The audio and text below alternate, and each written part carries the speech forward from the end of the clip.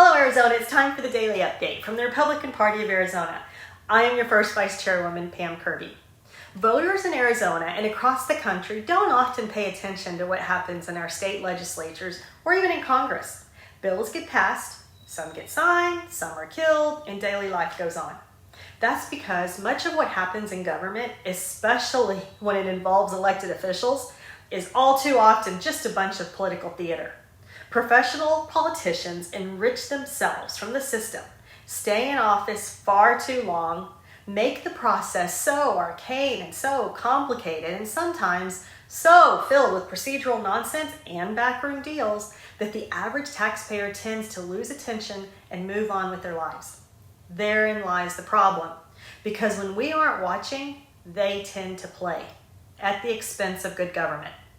Amid tough budget negotiations, Arizona's governor threw down the gauntlet and made clear that 22 bills passed by the Republican-led legislature were going to face his veto pen until a state budget package was passed and sent to his desk.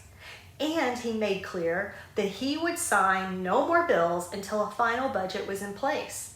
And while doing so, his office even admitted that many good pieces of legislation would be sacrificed in the meantime. Political theater, tough budget negotiations, perhaps.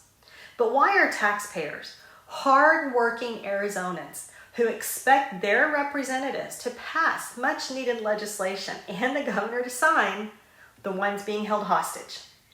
Look, budgets are always sent to legislators for review. Tough negotiations are the norm, and eventually budgets get passed. That's how it's always worked and will continue to work. But there's no reason not to sign bills that address serious concerns in our state and communities and have been debated and passed in good faith by legislators who want to better Arizona. Let me give you just 2 bills out of 22 which got the veto pen as a bargaining chip. House Bill 2792, an important election integrity bill that would ban Arizona election officials from mass mailing election ballots to individuals who didn't request a ballot to begin with. And if they did, would face a Class 5 felony charge for willful intent to disrupt an election. Don't think that can happen in Arizona? Well, it did in Pennsylvania in 2020, and we know how that turned out.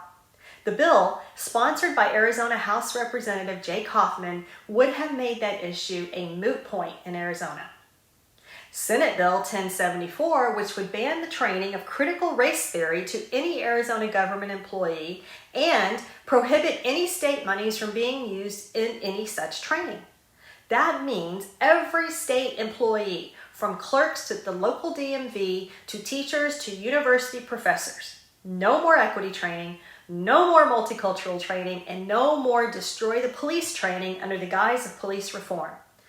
That goes to the heart of stopping the anti-America movement, whose single purpose is to re-engineer America and make us apologists for all that has made this country great. Both these bills will likely be resurrected, and I hope signed once the budget is passed. But it's bad government to hold hostage good laws that we need today, not once the budget's finalized. We deserve better. Thanks for tuning in, and I'll see you next time.